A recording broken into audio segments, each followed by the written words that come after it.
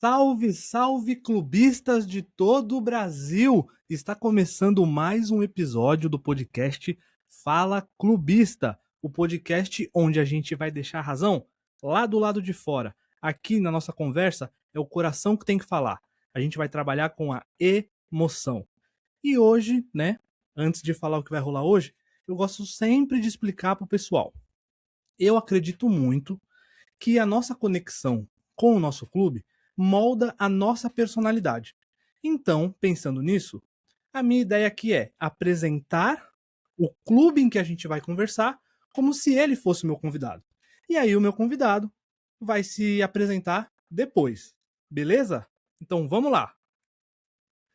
Quem conversa comigo hoje é um clube nascido em 1924, uma instituição que por muito tempo não foi levada a sério nacionalmente. E talvez exatamente por isso tenha decidido se organizar, se modernizar e trabalhar em silêncio para calar os críticos. Um time que vive uma dicotomia permanente. Para uns, perdeu a essência. Para outros, encontrou o único caminho possível para bater de frente com potências históricas. Um clube que já realizou muito, mas que sonha alto e quer mais. Muito mais. Para torcer para esse time é preciso ter paciência, ser obstinado, ser fanático, ser furacão.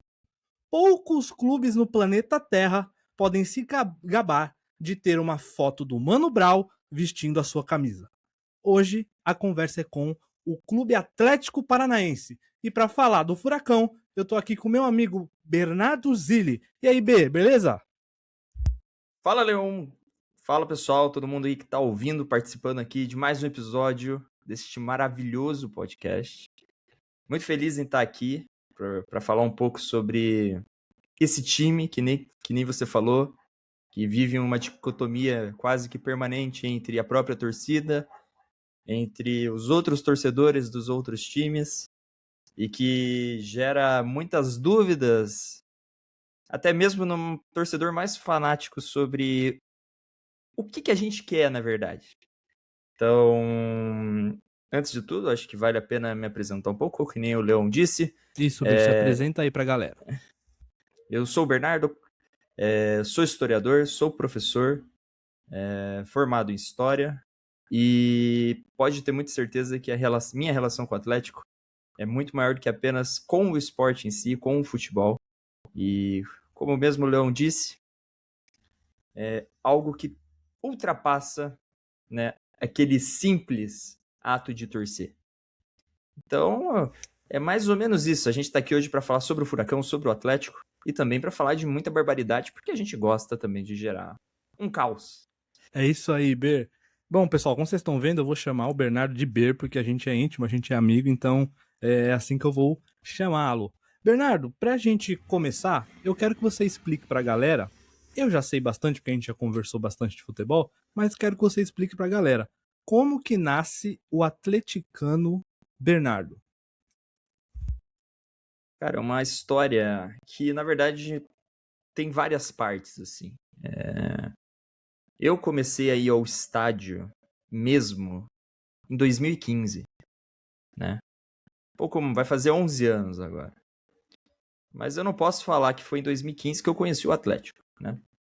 Na verdade, é algo mais antigo. Quando eu era criança, quando eu nasci, o meu pai é torcedor do Atlético desde que ele se mudou aqui para Curitiba.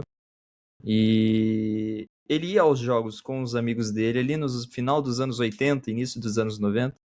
E acompanhou esse momento em que o Atlético começou a se reorganizar, a se estruturar e passar a participar mais ativamente dos campeonatos e também a disputar mais títulos. Depois que eu nasci, demorou um pouco para eu ir ao estádio. Tanto é que o primeiro jogo que eu vou, e guardo o ingresso aqui até hoje, vai ser só em 2008. Vai ser um Atlético 2, Toledo 2, se eu não me engano, pelo Campeonato Paranaense de 2008. Então eu tinha 5, 6 anos de idade naquela época. E então eu fui meio tarde pro estádio. Meu pai não gostava muito de me levar na arena porque ele achava que era um ambiente muito tumultuado, tinha muita gente.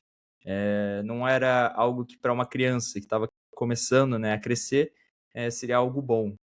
Tanto é que eu fui em apenas 3 jogos na minha vida naquela antiga Arena da Baixada, que é a Arena Vermelha, né? Que todo mundo conhece, o meio estádio. A arena que meio que transformou o conceito de arena aqui no Brasil, que é clássica, todo mundo reconhece aquele estádio, particularmente para mim, muito mais bonito do que o que a gente tem atual, apesar de eu gostar da arena atual. Então eu fui em poucos jogos na arena, eu passei a acompanhar mais o Atlético depois da reforma para a Copa do Mundo de 2014, mas existe um ponto de virada aqui muito grande, que nem eu comentei, que foi em 2015 que eu passei a acompanhar o Atlético de maneira mais aprofundada, porque em abril de 2015, e aqui vale muito a pena falar sobre isso, eu virei sócio do Atlético. E com isso eu não precisava mais pago até hoje a mensalidade, e não precisa pagar pelo ingresso e você vai em todos os jogos do time em casa. E o meu primeiro jogo como sócio do Atlético foi logo um Atletiba. E foi o primeiro Atletiba da nova Arena da Baixada, foi um jogo 2-2 também. Eu lembro muito bem desse jogo, lembro exatamente de como estava o clima no estádio, eu lembro como foram os gols. Foi um jogo assim, que a partir daquele momento eu posso dizer que eu fui fisgado, né?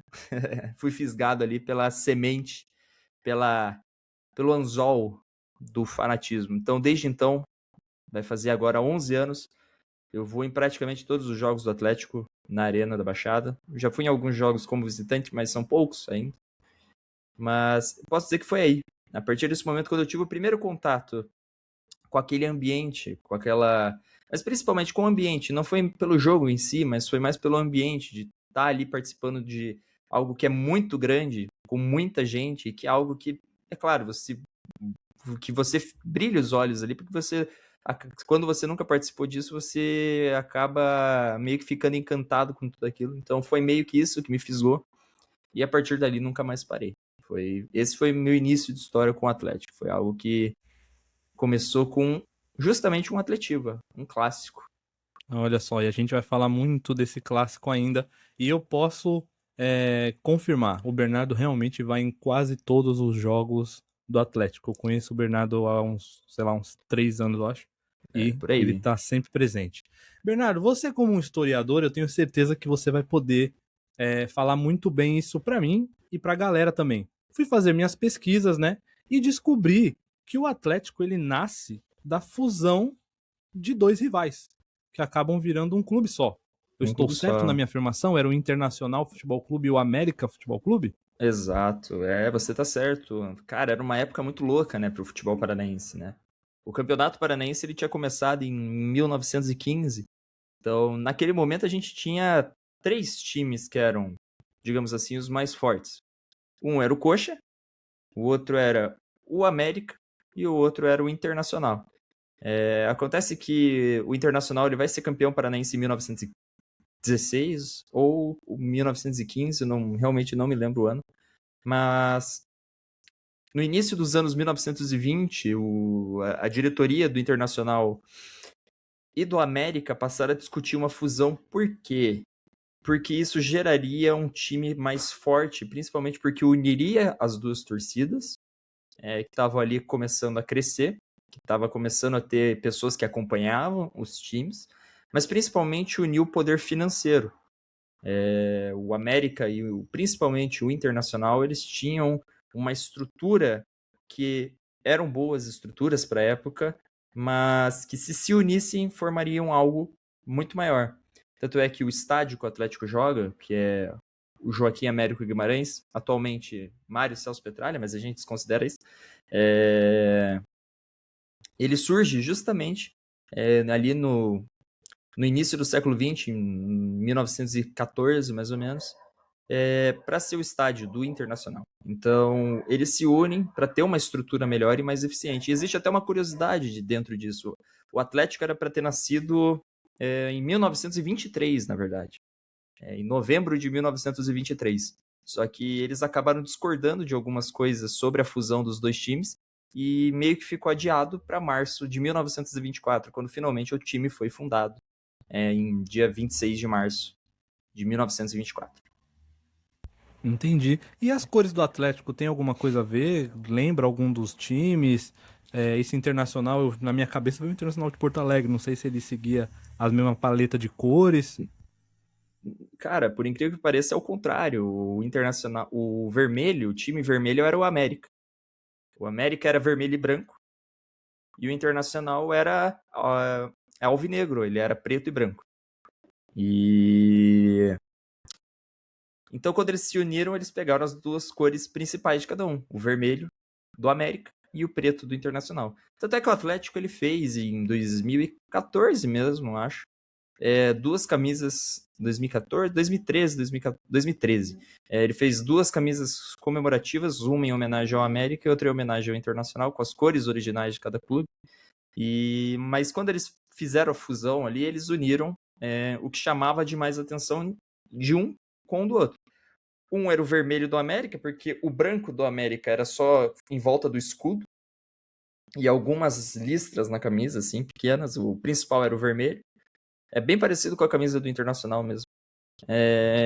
E o Internacional, ele era listrado, parecido com essa camisa aqui do Atlético, só que aonde é vermelho era preto e aqui onde era preto era branco. Então eles resolveram unir o vermelho e o preto, e até porque o vermelho e o branco ficaria igual ao América. Então, para unir uma cor do Internacional, para ter a característica do Internacional, que era o preto, eles uniram o vermelho com o preto, e aí sim ficou a camisa vermelho e preto.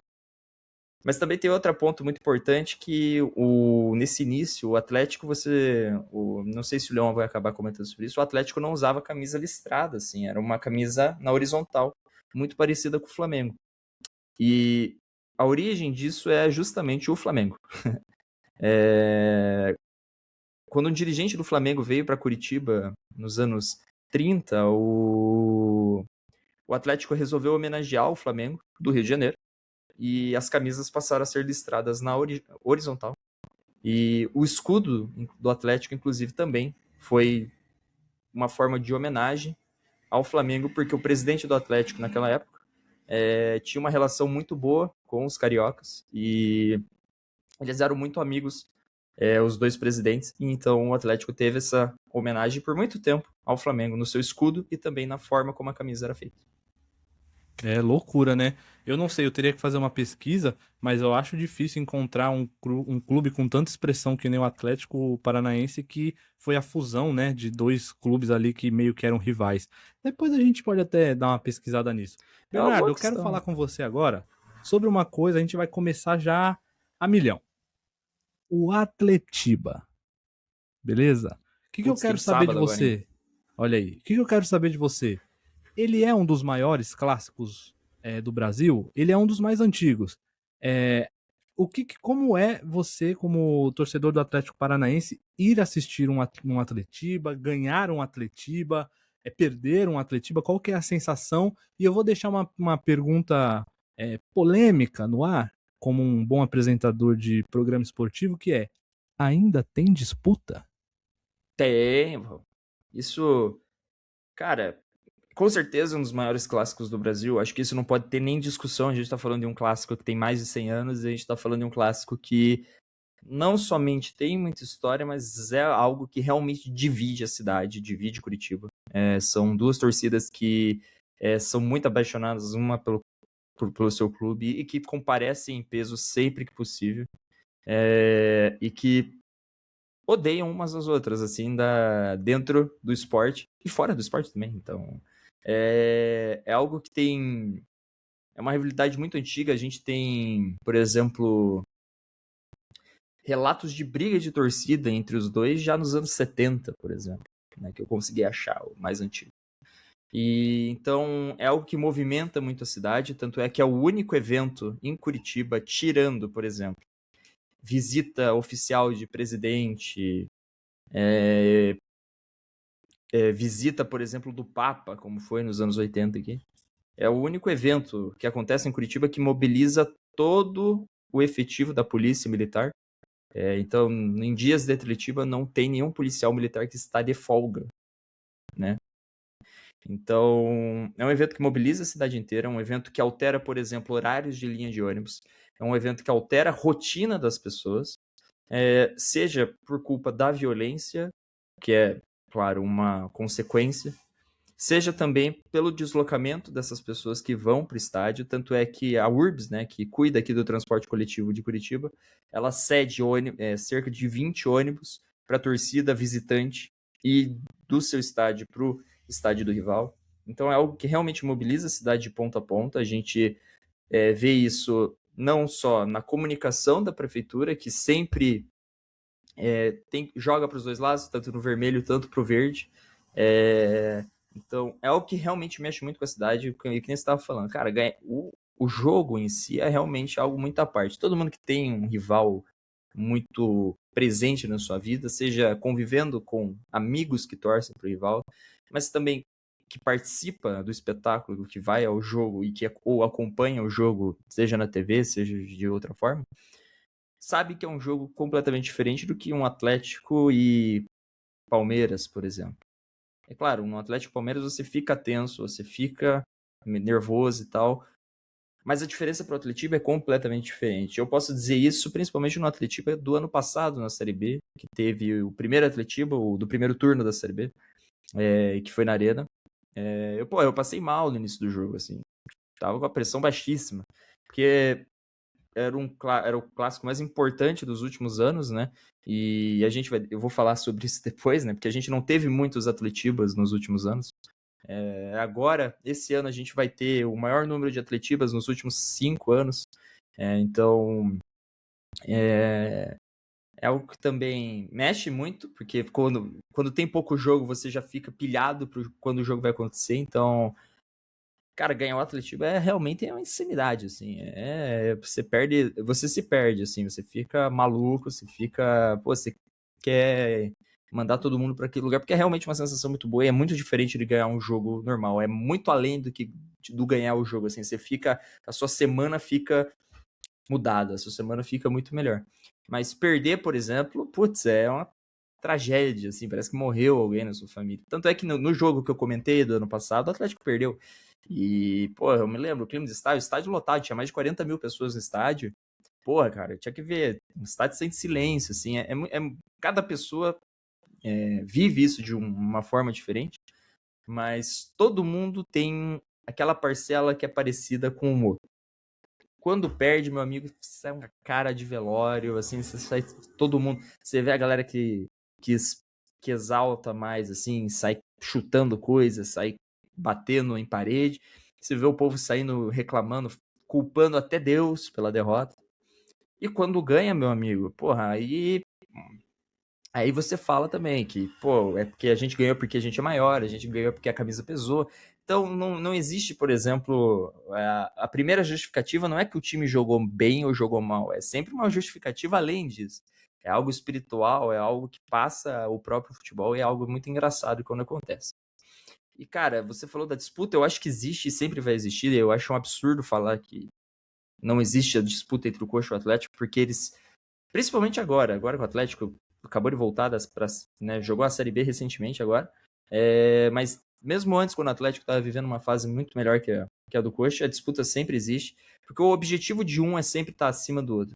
Então, sempre que tem a oportunidade de ganhar do outro, tem que ser ganho, assim. Não é porque em 2022, por exemplo, o Atlético estava na final da Libertadores e perdeu um Atletiba, não é que todo mundo, agora tá, tipo, isso não importa, é só mais um jogo. Não, o povo fica muito revoltado, inclusive fica puto da cara, porque isso não pode acontecer. Não existe mundo em que você aceite perder um clássico, principalmente um Atletiba, não existe mundo em que isso aconteça, porque existe muito um negócio que dentro do Atlético, a diretoria do Atlético parou de tratar o Atletiba como um jogo à parte.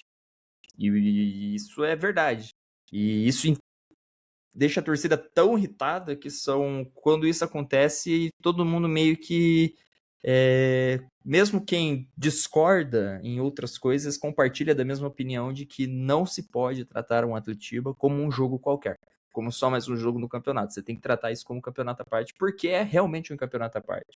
É o único jogo, e eu vou usar esse exemplo agora do Campeonato Paranaense, que o jogo é sábado, que as duas equipes titulares de cada um vão jogar no Campeonato Paranaense. Né, os dois estão jogando com o time sub-20. Então, é o único jogo que eles vão jogar com o time titular. É completo. Tudo bem. É também um teste para a Série A que vai começar agora. Mas não é por acaso que o clássico foi escolhido para ser esse teste, né? Podia ser qualquer outro jogo. Mas é o clássico porque é o clássico que importa, é realmente isso que importa. O clássico importa mais do que o próprio Campeonato Paranaense, querendo ou não. Porque o Campeonato Paranaense é uma zona, o Campeonato Paranaense não tem premiação, o Campeonato Paranaense não paga nada, é zero dinheiro, os clubes têm prejuízo para jogar. Então, o Atletiba se torna o maior evento do início do ano, porque justamente é aquele negócio. Pô, o ano começa futebolisticamente quando tem o primeiro Atletiba para os dois times. É muito bom. Inclusive, né, eu morei alguns anos em Curitiba, inclusive foi onde eu conheci o Bernardo, e a gente tem aqui na nossa frente não só um grande fã do Atlético Paranaense, mas também um grande psicopata de ônibus, né? E você comentou do movimento da cidade. E existem Sim. algumas histórias, eu queria que você, de forma um pouco resumida, mas que desse uma contextualização boa pra galera, das cores dos ônibus de Curitiba, que tem a ver com os clubes. Isso é verdade. Quem conhece Curitiba, ou pelo menos já viu algo sobre a cidade, provavelmente viu algo relacionado aos ônibus daqui, principalmente pelo ônibus expresso, que é aquele ônibus vermelho comprido, né, que atravessa as canaletas. Só que o vermelhão, como a gente chama ele aqui, ele surgiu nos anos 70, mais ou menos. Mas ele não era comprido daquele jeito, ele era um ônibus normal. Mas ele era um ônibus vermelho, ele foi o primeiro a usar essa cor vermelha. Por que eles escolheram o vermelho? Porque o vermelho, ele contrastava com o cinza dos prédios do centro, então quando a pessoa estivesse procurando o ônibus, ela bateria o olho no vermelho e, aquele é o ônibus, tá. Então, quando eles criaram esse conceito de ônibus, que era o ônibus expresso, para ser mais rápido, ser mais eficiente levando as pessoas, eles pensaram também na cor como uma forma de identificar o ônibus. Acontece que os jornais da época, quando eles começaram a noticiar o início desses ônibus, eles também chamavam aquela novidade, porque o ônibus vermelho era sim uma novidade, não existiam ônibus vermelhos aqui, começaram a chamar eles de atleticanos, né? Os atleticanos, o ônibus atleticano, porque era vermelho. Na história oficial, a prefeitura de Curitiba não escolheu o vermelho por causa do Atlético, na verdade ela escolheu por causa da linha de metrô vermelha de Londres. Então foi inspirado nessa cor, da linha de metrô vermelha lá de Londres, mas os jornais passaram a chamar os ônibus de atleticanos porque virou algo mais popular, porque o ônibus era vermelho. Alguns anos depois, nos anos 80, surgiu um outro tipo de ônibus, que é o Interbairros. E o Interbairros, ele, como o nome diz, Interbairros, ele vai de um bairro para o outro, só que ele nunca passa pelo centro. Tá? Então é para ele ser mais rápido, para ir de um bairro pelo outro, não passando pelo centro, ele não pega tanto trânsito. E quando eles foram escolher a cor do Interbairros, a justificativa oficial é que eles escolheram o verde por causa da linha verde de metrô de Londres. Mas o presidente do IPUC, que é um instituto de planejamento aqui de Curitiba, Instituto Municipal, já admitiu que sim, o verde ele também foi escolhido para que os torcedores do Coritiba tivessem um ônibus verde, já que os jornais chamavam o ônibus vermelho de atleticanos, o ônibus verde seria também para ter a torcida do Coxa ter um ônibus verde para chamar de seu. E então, sim, as duas histórias, as duas origens, tanto a do metrô de Londres quanto a cor do time, as duas histórias são verdadeiras, as duas são justificativas válidas, não é mito não é lenda não, isso é verdade, é comprovado, foi dito pelo presidente do IPUC em entrevista, tanto é que se você jogar na internet isso, você vai ver a entrevista dele, é muito interessante. E então, você vê que a rivalidade dos dois times, isso nos anos 70 e início dos anos 80, já estava influenciando o próprio planejamento urbano da cidade. Então, não é pouca coisa, né? Não dá para tratar isso como se fosse pouca coisa. Não, por acaso, o Atletiba ele é tombado como patrimônio imaterial de Curitiba. Então, existe todo esse reconhecimento na cidade também, porque a gente está falando de algo que reúne milhares de pessoas. É um clássico muito importante mesmo para o Brasil. Talvez não tenha a mídia que deveria ter, mas é um clássico muito importante mesmo. Bernardo, vamos para o nosso primeiro quadro? Bora lá. Então vamos lá, Bernardo. Eu quero saber de você, né? Porque esse aqui é o quadro Os 5 Mais. Então, eu quero de você os 5 times que são para você os 5 maiores clubes do Brasil. 5 maiores clubes do Brasil. Precisa Em estar ordem, em por ordem? favor. Em ordem. Poxa vida. Cara, eu vou falar assim, E eu também quero atualmente... que você meio que fale para mim quais são os seus critérios para definir isso.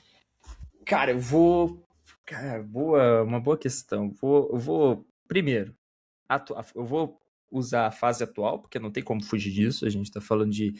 Nos últimos 5 anos, o futebol brasileiro mudou completamente. 2, tem que falar do tamanho da torcida, tem que falar do impacto cultural que esse time tem no Brasil. E 3, a gente tem que falar da história como um todo. A história desse time como um todo, não só, por exemplo, título, torcida e tal. Cara, o meu primeiro time que eu coloco em... Vou começar por baixo, eu acho, talvez. Se você não falar que o Atlético é o primeiro, a gente já vai parar aqui. Porque aqui é o Fala É Clubista, claro. meu amigo. O primeiro clube Sim. tem que ser o Atlético Paranaense. Sim, com certeza. Mas eu não ia fugir disso. Mas o Atlético, ele tá numa categoria à parte. Ele não é somente o maior time do Brasil, ele é o maior time da América do Sul. E isso, uma série de fatores, a gente tá falando... Vamos falar de nível técnico aqui? Então... Mas agora, falando com os meus critérios, eu consideraria o Flamengo em primeiro,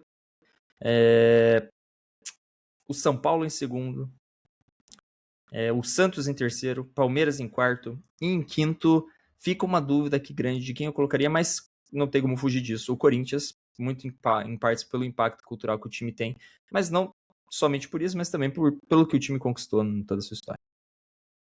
Olha aí. O Bernardo fez uma coisa um pouquinho diferente. Então ele não colocou nem o Atlético em primeiro, porque para ele não tá nem na categoria. É uma coisa acima. Então a lista dele meio que fica o Flamengo em primeiro, São Paulo em segundo, o Santos em terceiro, em quarto você colocou quem? O Palmeiras. O Palmeiras e em quinto o Corinthians, né? E aí eu vou até... esse foi o 5 mais, né? O quadro que a gente discute aqui, na verdade, o meu convidado só aponta e eu só aceito os 5 maiores clubes para ele, do Brasil. E aí, Bernardo, eu vou entrar vou fugir um pouquinho aqui do meu roteiro e eu vou entrar numa outra questão, então, que você me deu um gancho bom. Como que é torcer para um time fora do eixo? Por que eu pergunto isso? Porque eu pedi para você me falar os 5 maiores clubes do Brasil. Dos 5, os 5 estão no eixo. 4 de São Paulo e 1 do Rio de Janeiro. Claro. Então eu queria que você me falasse, tentasse me explicar como que é essa relação de estar fora desse rolê. Porque a gente entende a parte histórica, a parte sociológica, não tem como contar a história do futebol brasileiro sem também contar a história do Brasil. Obviamente que São Paulo você vai ter times muito mais fortes, porque a economia do país gira ali. Rio de Janeiro também você é uma capital extremamente midiática, né? Já foi capital do Brasil e tal. Então também faz sentido. E você está em Curitiba, onde você tem ali 2 grandes potências. Antes até tinha 3, né? O Paraná, infelizmente, foi ficando para trás. Vamos ver o que vai acontecer com a SAF. Mas agora tem chance de voltar. Mas vocês estão fora. Né? Meio que vocês têm menos mídia, vocês têm menos tempo de tela, vocês têm menos repercussão. Como que isso acaba impactando também financeiramente? Como que é isso? Como é a sua relação com esse tópico? Cara, é uma relação que todos os torcedores pensam e acabam tendo alguma ideia. Quando a gente fala em eixo aqui, é muito engraçado, né? O eixo, para nós aqui, não é só São Paulo e o Rio de Janeiro, né? É São Paulo, o Rio de Janeiro, Minas Gerais e o Rio Grande do Sul. Então, por exemplo, eu vejo os gaúchos chamando o eixo, né, São Paulo, Rio de Janeiro. Mas aqui o eixo é diferente porque, na realidade do Paraná, a gente tem uma situação muito interessante. Que nem você falou, né, existe toda uma questão histórica. É claro que se a gente for entrar nisso, gente, esse episódio vai ter 5 horas de duração, mas resumindo muito bem, eu vou centrar o papel aqui na questão midiática. Eu contei lá no começo que meu pai, ele começou a torcer pro Atlético quando ele veio e se mudou para Curitiba. Ele não é daqui, ele é do interior do estado. E quando ele morava no interior, ele torcia pro Flamengo. Muito em partes porque os jogos do Flamengo eram os jogos que passavam na televisão. Eram os jogos que ele tinha acesso. Ele até me comentou uma vez que ele nem sabia o que era direito o Atlético e o Coxa, porque ele não tinha acesso a, por exemplo, assistir a partida. A única forma que ele teria de assistir era no rádio, mas ele não ia fazer isso. Então a gente tem aqui o que eu chamo de... São 3 divisões no Paraná, né? O litoral aqui do Paraná, Curitiba e a região metropolitana, até ali mais ou menos Ponta Grossa, que é uns 100 quilômetros para o interior aqui de Curitiba, são mais ligados aos times da capital. Eles têm... É onde fica a massa de torcedores do Curitiba, do Atlético e do Paraná Clube. É claro, aqui também está cheio de palmeirense, de corintiano. Principalmente de corintiano. Mas a maior parte da torcida dos 3 grandes do Paraná fica nessa região. Cara, passou de 100 quilômetros daqui de Curitiba, a gente vai ter uma divisão muito clara. O sul do Paraná é majoritariamente gremista. Torce pro Grêmio, pro Internacional também, mas principalmente pro Grêmio ou pro Internacional, mas principalmente pro Grêmio. O norte do Paraná ele é muito ligado com São Paulo. Em Londrina, por exemplo, que é a segunda maior cidade aqui do Paraná, as maiores torcidas não são... A torcida do Atlético, do Coxa, não chegam nem perto das maiores torcidas que são do Corinthians, do Palmeiras e do São Paulo.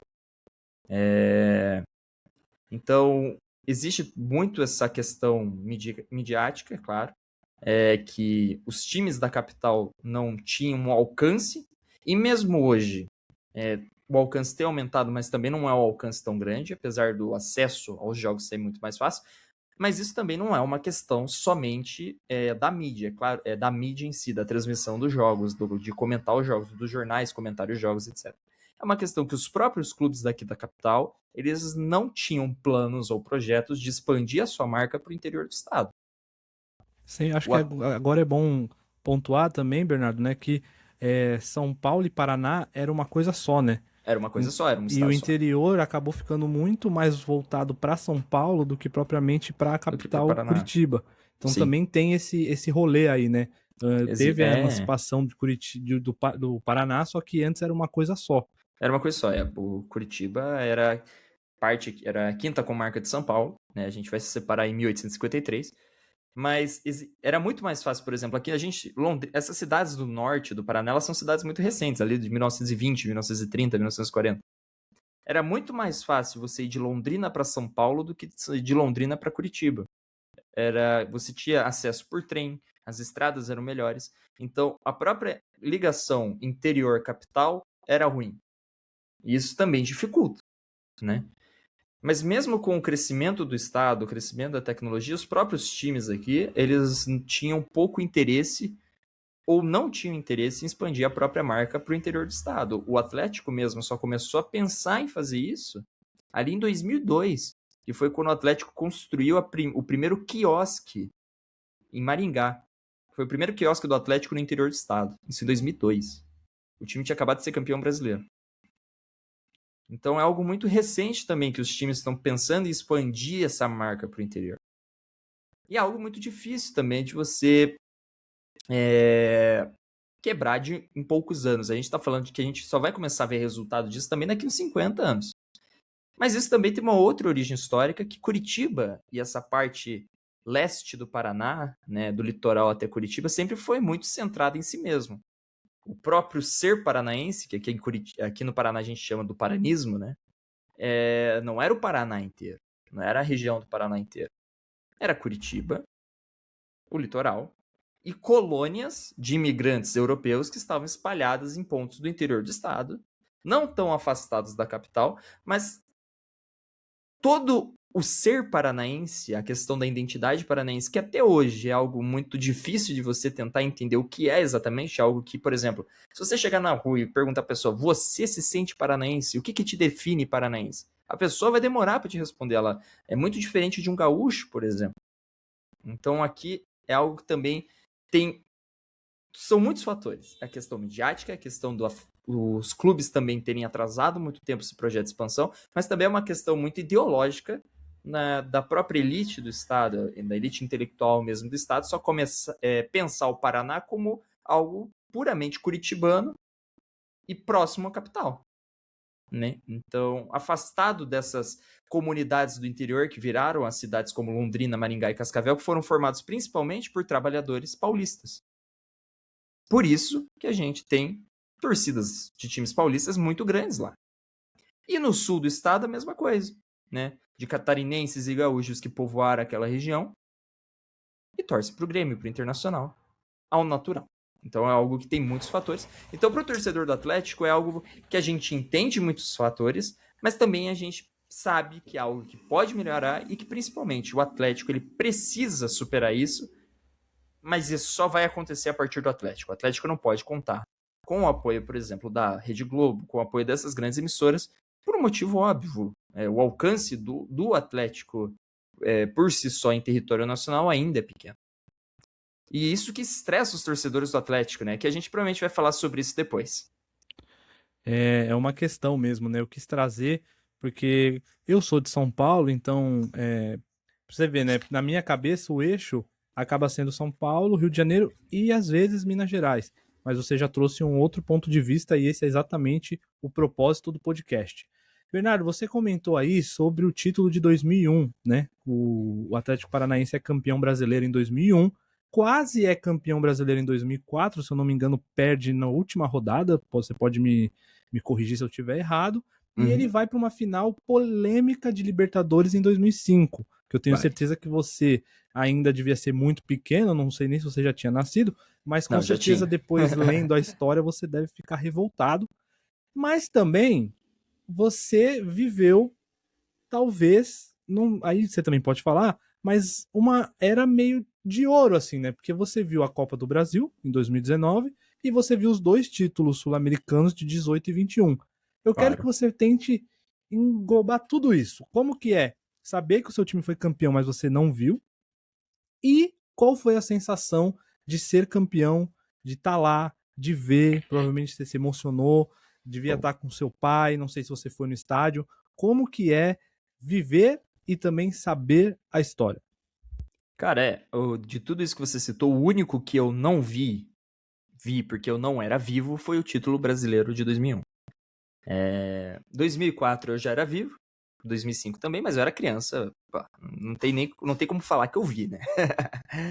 Mas assim, o que me deixa mais interessado é que são coisas ainda muito recentes. É um processo ainda muito recente. O título brasileiro de 2001 é indiscutivelmente o título mais importante da história do Atlético. Até hoje. Não tem como falar, por exemplo, do Atlético campeão da Copa do Brasil de 2019 sem falar do título brasileiro de 2001. A gente tá falando de um título que muda o Atlético de patamar, gente. Até aquele momento, o único campeão brasileiro do estado era o Coxa, em 1985. E o Atlético ser campeão brasileiro em 2001 muda totalmente a história do time. A gente tá falando de um time que começa a se organizar. Era um time que estava à beira da falência. Quem pagava o uniforme dos jogadores era a própria torcida. Estava à beira da falência nos anos 90, em 1995. Começa a se reorganizar em 95, a partir principalmente da figura do Petralha, do Maricels Petralha, que é uma figura muito polêmica até hoje, apesar de eu sou uma pessoa totalmente contrária. Falaremos dele. E que em 95 era um time quebrado, para 6 anos depois ser campeão brasileiro.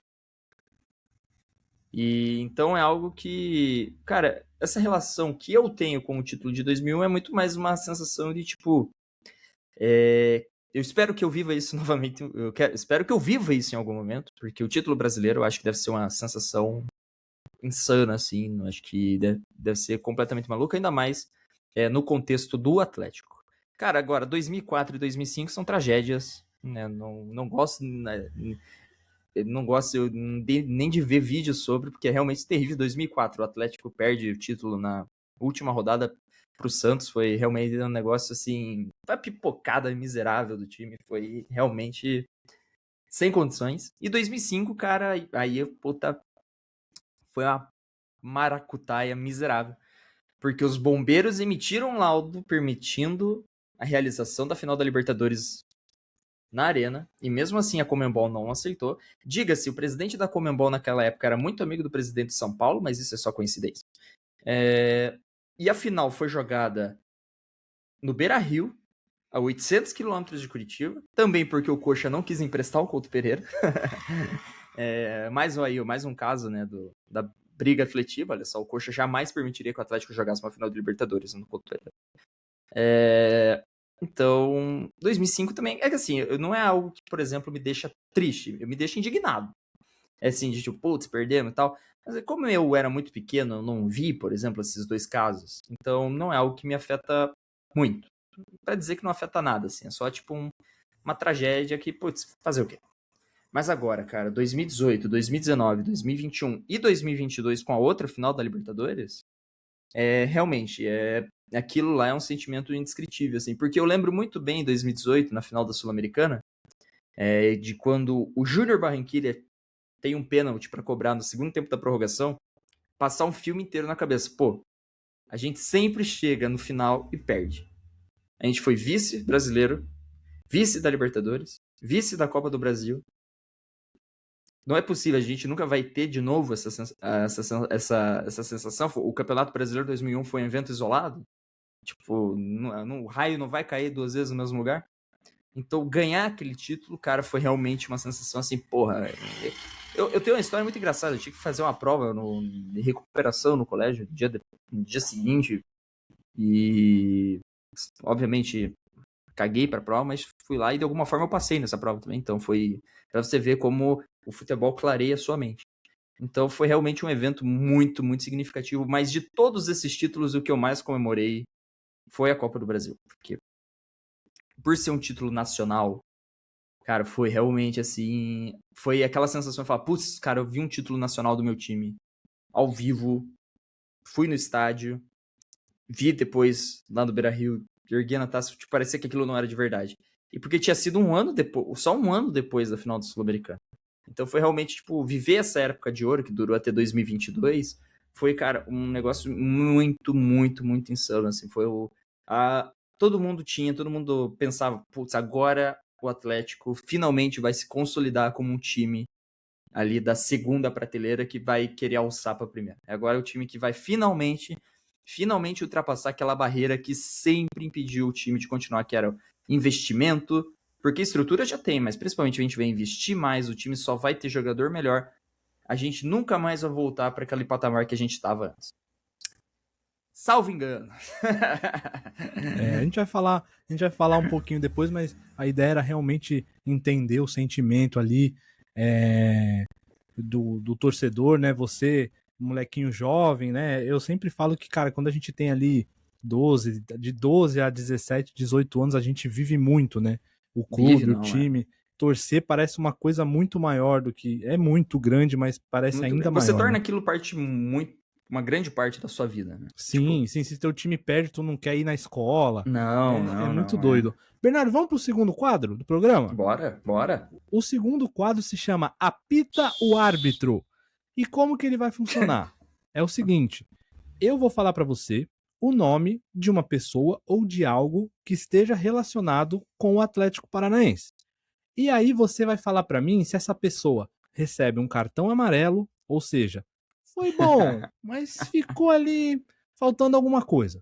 Um cartão vermelho, ou seja, eu quero tirar essa pessoa da história do Atlético Paranaense. Caralho. Ou então você também pode segue o jogo. Faltou um pouco para ser ídolo. Faltou um pouquinho, não fez o suficiente.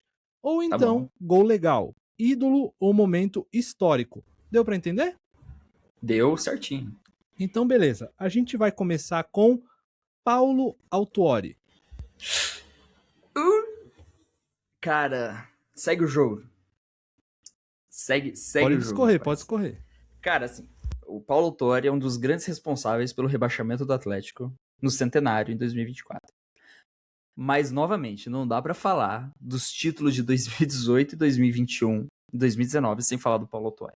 Depois que o Paulo Autuori chega no Atlético em 2016, o que ele reorganiza a estrutura do time, assim, de time de futebol mesmo, é algo muito insano, assim. A base do time que foi campeão de 2018, 2019 e depois em 2021, porque ele tava lá também, participando, é toda montada em partes pelo Paulo Autuori. Mas principalmente o Paulo Autori foi quem... Ele era o técnico do Atlético, que foi campeão paranaense em 2016. Depois, o Atlético estava 7 anos sem ser campeão do Paranaense, sem ser campeão de nada. Ele é campeão paranaense em 2016. Ele leva o Atlético para a Libertadores de 2017. E a partir disso, o Atlético foi só que na crescida. Se não fosse por ele, cara, apesar de todos os maus que depois, em 2024, ele vai causar no Atlético, não tem como simplesmente querer dispensar ele da história do Atlético, porque eu estaria dispensando a própria história dos títulos que a gente conquistou. Pedro Henrique. Vermelho. Canalha. Cadeia nele. Cadeia no vagabundo. Cadeia no vagabundo. Esse não tem nem o que falar. Não tem nem o que falar. Cadeia nele. Nicão. Cara. Nicão é gol. Gol. Ídolo. Um dos meus maiores ídolos, disso. Cara, o Nicão, assim, participou de todos os títulos do Atlético recentes. Foi um dos grandes culpados pelo rebaixamento? Também foi, mas isso não apaga a história dele. Tipo, de genial. O cara, ele fez o gol do título na Sul-Americana 2021, gol de voleio. Porra. Ele dá assistência, ele dá... Ele é importante demais, assim. E ele também chega um pouco antes que o Paulo Autori, em 2015, então ele tá em todo esse ciclo vencedor. Então, assim, pra mim ele continua ídolo, mesmo com o rebaixamento, isso não muda. Ele foi muito prejudicial pro time em 2024. Um técnico do Atlético cai por causa dele, diz. Então, é algo que, mesmo com isso, eu não consigo simplesmente querer expulsar o cara da história do clube. Não, pra mim segue o jogo, Nicão, segue como um dos grandes ídolos meus ainda. Na verdade é gol legal, né? É o gol legal, isso. Dagoberto. Cara, se eu fosse mais velho, eu provavelmente daria um cartão vermelho no Dagoberto. Mas é que eu não vi ele jogar direito. Quando ele saiu do Atlético, eu tinha 6 anos. Então, pra quem viveu aquilo lá com consciência, porra, eu lembro de em 2016 estar no estádio e xingar ele por algum motivo, assim, porque todo mundo tá vaiando ele, eu também vou vaiar. Hoje em dia, cara, putz, assim, segue o jogo, assim. Cartãozinho amarelo? Cartãozinho amarelo? Cara, pode ser um cartãozinho amarelo. Ele foi muito FDP com o Atlético, assim, mas um cartãozinho amarelo. Eu, por exemplo, não guardo rancor nenhum dele. E hoje em dia eu vejo muita gente também que já até fala, pô, isso é passado demais, assim. Nem foi tudo isso também, então. Mas é que ele foi um dos grandes craques que o Atlético revelou, assim, tipo, E a saída dele foi muito conturbada, mas eu não vivi isso, então um cartão amarelo pra ele. Ele não é tão criminoso assim, não.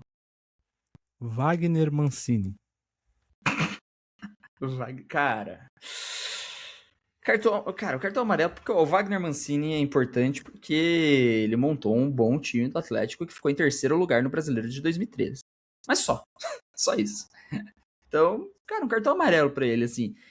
2013, que é um brasileiro que eu já acompanho um pouco mais, eu lembro de assistir os jogos na TV quando passava um pouquinho, assim, mesmo de... Não acompanhava tanto, mas quando passava eu assisti. Então ele é importante para a história do Atlético nesse sentido, mas só também, ele só fez isso. A única coisa que ele não fez com o Atlético foi rebaixar o time, né? Porque ele tem tipo 8 rebaixamentos na carreira, então, porra. Adriano Imperador. Cara, Adriano também é um cartão... Na verdade, cara, segue o jogo porque ele é muito folclórico. Ele tem 1 gol pelo Atlético e 3 jogos. E eu vi um jogo dele ao vivo com a camisa do Atlético. Então segue o jogo pro Imperador, porque ele também já estava largado mesmo. O Atlético sabia disso, todo mundo sabia disso. Mas o fato dele ter feito um gol em Libertadores pelo Atlético já valeu. Né? Não tem nem o que fazer. Goleiro Everton. Cara, o Everton é gol, né? Putz, o Everton é um belo gol, diga-se. O Everton que, cara, chega no Atlético na Série B em 2012, fica aqui até 2017... Informação, né? Eu sou bloqueado pelo Everton no Instagram, mas que eu xinguei muito ele quando ele saiu, porque, pô, não sei em condição. Mas ele é muito importante pro Atlético, eu aceitaria ele de volta hoje em dia. Ele fez muito pelo Atlético, ele conquistou... ele só conquistou um título pelo Atlético em 2016, que foi o Campeonato Paranaense. Mas mesmo assim ele foi muito importante para reorganizar o time, e principalmente porque ele foi o goleiro que deu base e deu principalmente experiência pro Santos, que foi o goleiro nosso gigantesco ídolo, campeão em 2018 da Sul-Americana, campeão da Copa do Brasil em 2019 e agora de novo no time. Thiago Heleno. Maior gol. Thiago Heleno é o maior jogador da história do Clube Atlético Paranaense. Pra mim. Pra mim, ele é o maior jogador da história do Atlético. Eu acompanhei o cara, ele ficou 10 anos, quase 10 anos no Atlético. Ele ganhou tudo pelo Atlético. Tudo que ele, todos os títulos que o Atlético ganhou, ele também estava lá. Ele estava lá. Recente, todos os títulos de 2016 pra cá que o Atlético ganhou, ele estava lá em todos eles. Todos eles. Ele era o capitão, ele era a identidade do clube do cara, sensacional. Cara, 2024, assim, pra fazer o quê? Ele também não joga sozinho. Já tava mais velho, já... Culpa do time também não querer gastar dinheiro. Clube banco do cacete. Então, assim, cara, o Thiago Heleno, pra mim, é o meu maior ídolo do Atlético que eu vi. Então, sim, é muito gol. Lúcio Gonzalez. Muito gol também, cara.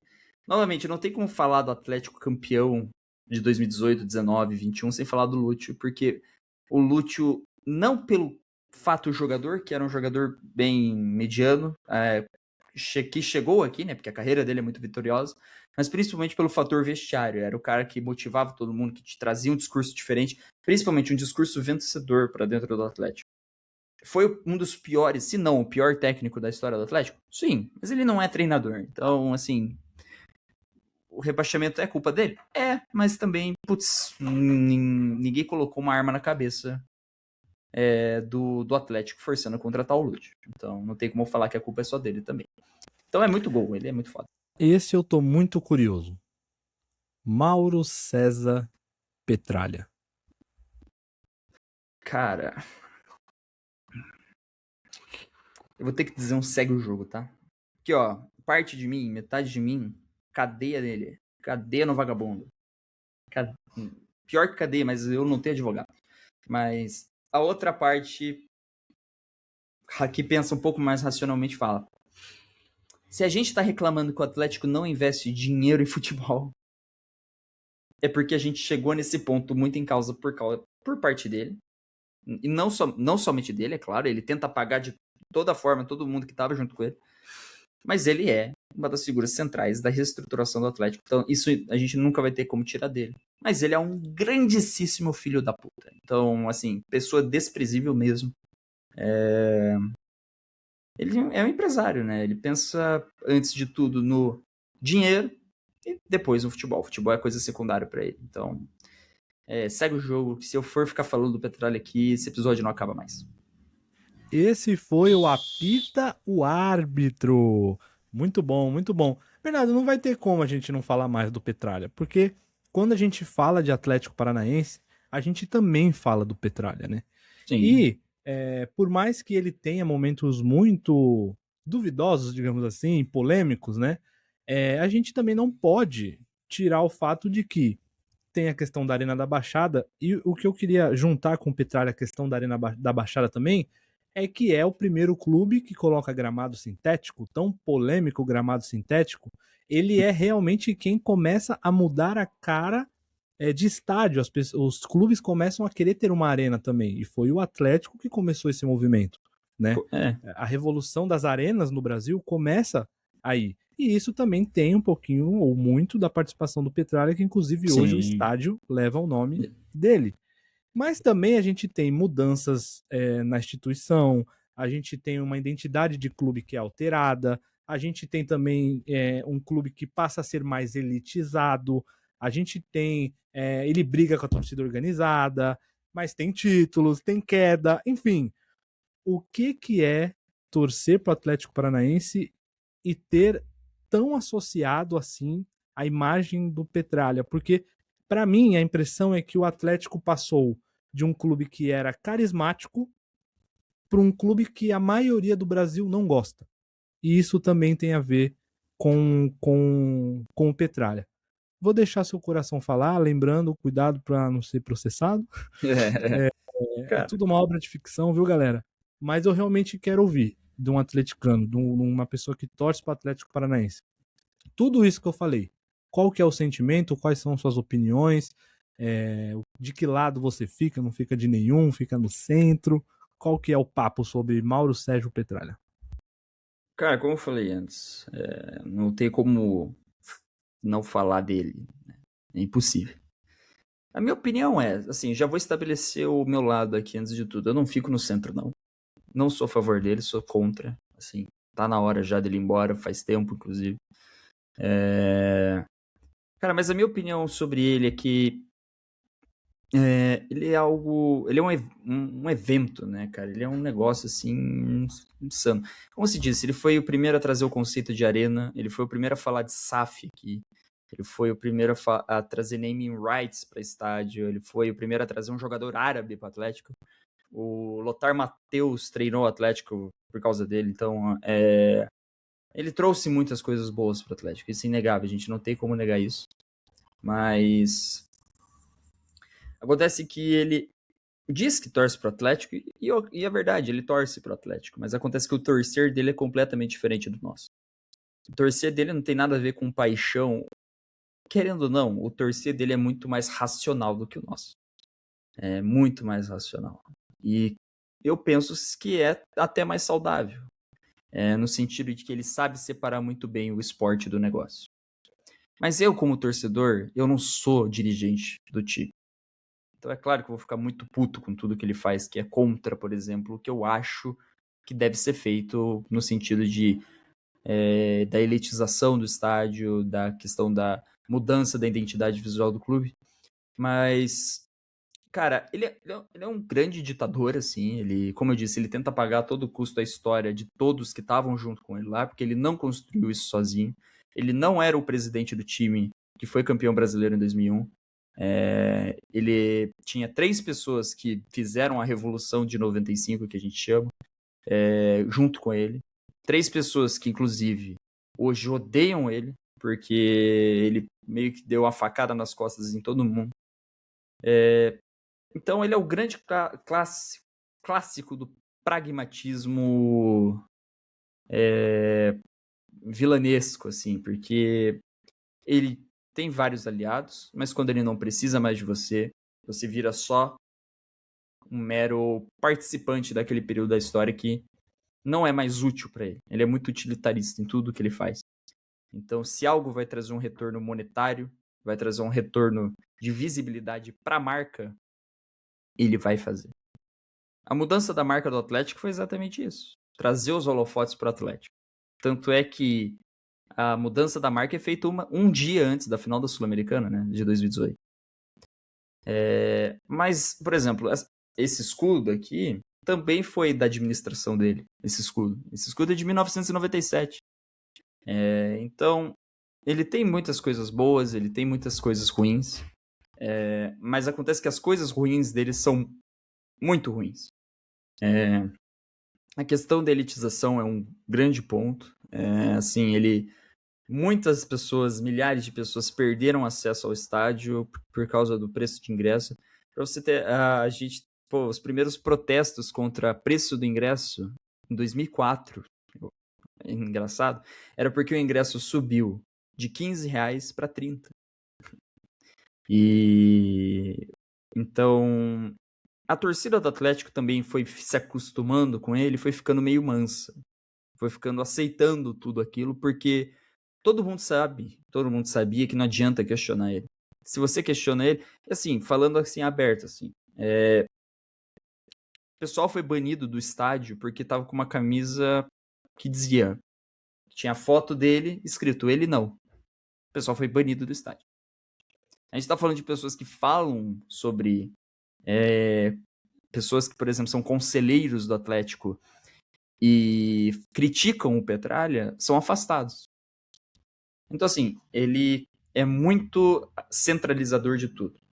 Em partes, essa centralização foi muito boa para tomadas de decisões que mudaram o patamar do Atlético, mas também isso gera uma série de questões que, não ironicamente, resultaram no rebaixamento do Atlético em 2024, porque o Atlético só caiu em 2024 porque ele não quis investir dinheiro em futebol. O mais importante naquele momento era não gastar dinheiro, juntar, manter um superávit, né? E o Atlético é rebaixado por isso. O Atlético caiu porque quis em 2024. Então, ao mesmo tempo que ele tem muitas coisas boas, ele fez muitos danos ao Atlético. Então, assim, se eu fosse definir o Petralha em uma única palavra, seria: ele é um gangster. Ele é um gangster de futebol. Mas ele não é um gangster comum, tipo o Eurico Miranda. Não, ele é um gangster formado, é um gangster que, tava há muito tempo na política paranaense, já, antes do Atlético, e que viu no Atlético o time que ele torcia mesmo, que ele participava do dia a dia, que viu no Atlético a oportunidade de ouro para ter aquilo que ele podia chamar de seu, aquilo que ele podia falar, que ele tem o poder total para fazer o que ele quiser. Então, mesmo que isso tenha trazido coisas boas para o Atlético, foi algo que mexeu muito com a nossa história mesmo. É muito difícil de falar sobre isso, é algo muito controverso, mas para mim já deu. O Petralha já tá muito velho, ele precisa sair de lá.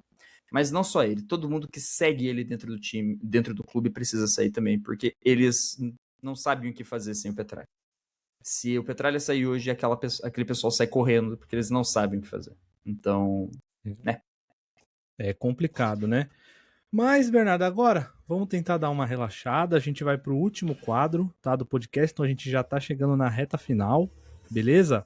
E aí, Beleza. esse quadro é o ídolo é ídolo. E o que eu quero de você, Bernardo? Os 3 maiores ídolos da história do Atlético. Para mim, pro time, Não, pra instituição. pra instituição, cara, os 3 maiores ídolos pro Atlético, na história do Atlético primeiro, Caju, goleiro Caju. Foi goleiro da seleção brasileira. Leva o nome do centro do treinamento do Atlético. Ele era o deus do arco ali nos anos 40. Então, o cara, ele era própria preparação de goleiros, ele era muito diferente. E também ganhou várias coisas com o Atlético. O filho dele também é ídolo do Atlético. Jogou muita bola no Atlético nos anos 70. E é vivo até hoje, diz. Cara, depois do Caju, eu colocaria... cara, que pergunta, velho. Depois do Caju, eu colocaria com certa tranquilidade o Alex Mineiro. Cara, não o Alex Mineiro, na verdade não. Cara, eu, assim, sendo muito sincero, assim, é algo totalmente da minha cabeça, da minha concepção. Mas junto com o Caju e depois, obviamente, o outro que eu vou falar, que é o Sicupira, o maior artilheiro da história do Atlético, a gente dá muito pouco valor pro Kleber Pereira, o Kleber incendiário. Ele foi campeão brasileiro com o Atlético, ele foi artilheiro do Atlético em todos os anos que ele disputou com a camisa do Atlético. A gente tá falando de um cara que fez 51 gols em um ano só, em 2001. 51 gols no ano. Então... E ele é responsável direto pelo título brasileiro de 2001. Ele é responsável direto pelos 3 títulos paranaenses que o Atlético ganha naquele período. Então, ele é responsável direto pelo Atlético ter tido o maior título da sua história, que é o Campeonato Brasileiro de 2001.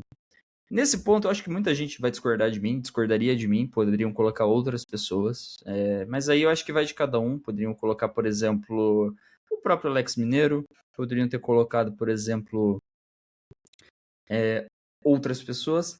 Mas, cara, sendo sincero, se eu fosse falar assim, o Kleber Pereira, ele merece mais reconhecimento. Mas agora, falei tudo isso, e agora eu quero que o Leon preste muita atenção, e você que tá ouvindo também. Falei tudo isso porque existe uma pessoa que tá além disso tudo, que tá acima desses 3, que é o Thiago Heleno. Não importa, gente. Aí eu já vou, então, dar o gancho. Os 3 maiores que você viu jogar. Que eu vi jogar, em primeiro, o Thiago Heleno, não tem como. Cara, novamente, ganhou tudo que ele disputou pelo Atlético. Ele praticamente ganhou quase tudo. Ele tava em campo em todas as conquistas do Atlético. estava na instituição, né, em todos esses títulos. Então, pra mim, Thiago Heleno em primeiro. Segundo, cara, eu colocaria o Kleber Pereira, porque eu não vi ele jogar, mas eu gosto muito dele. Assim, o cara é Não, mas tem muito... que ver que você viu. Kleber Aqui eu... Pereira já ficou no outro. Esse tem que só os que você viu. que eu vi. Tá, então, em primeiro, o Thiago Heleno. Em segundo, o Nicão. E em terceiro, o Santos.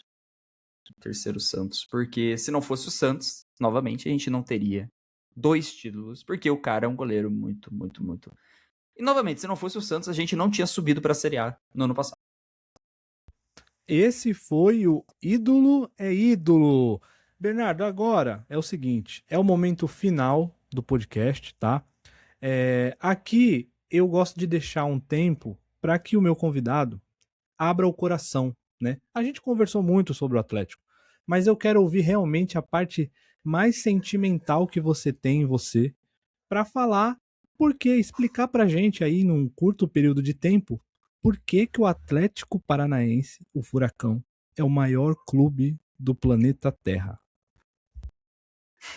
Cara, assim, sendo sincero, é muito fácil explicar isso. Mas é porque não tem como eu falar do que eu sou, por exemplo, sem falar do Atlético. Pô, eu tô falando que é um time que eu acompanho. Um clube de futebol, de um esporte. Um clube de futebol. É só um clube de futebol.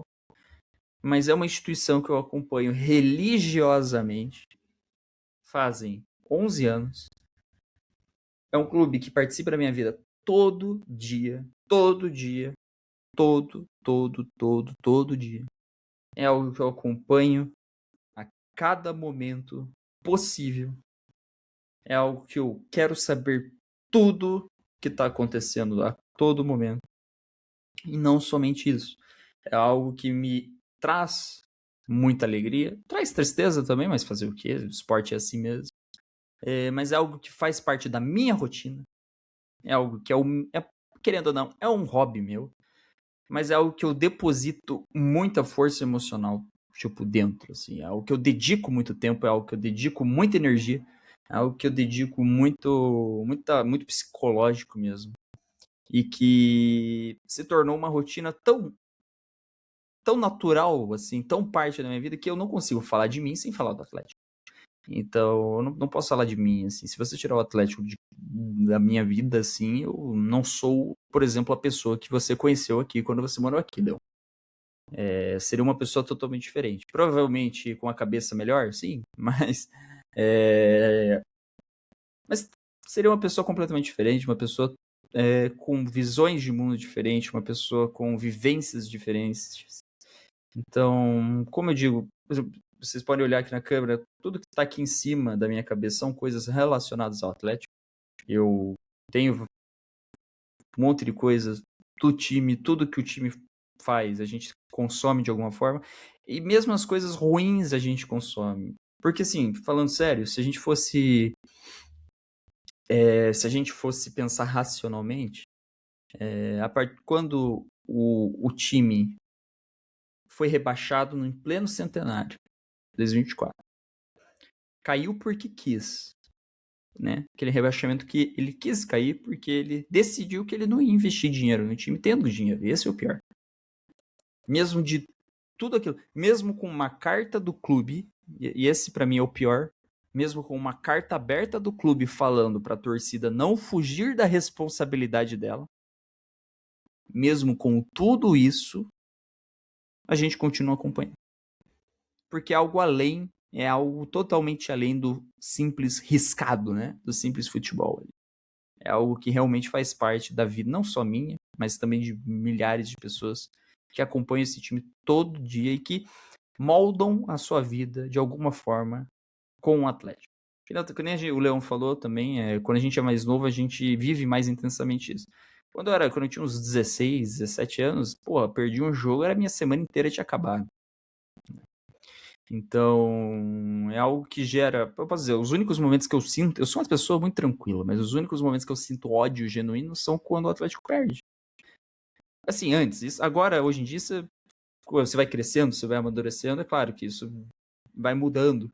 Mas para você ver como desperta, desde o mais racional para a gente pensar a história do time, pensar sobre o que o time passou, até o mais animalesco e emocional, que é quando você tá lá dentro do estádio, torcendo para que aquele jogador que você não gosta morrer.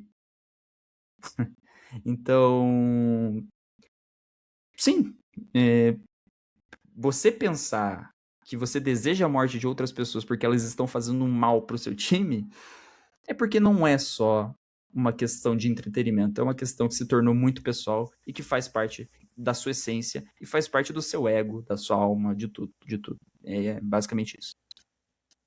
Esse foi o Fala Clubista de hoje. Bernardo, muito obrigado por participar.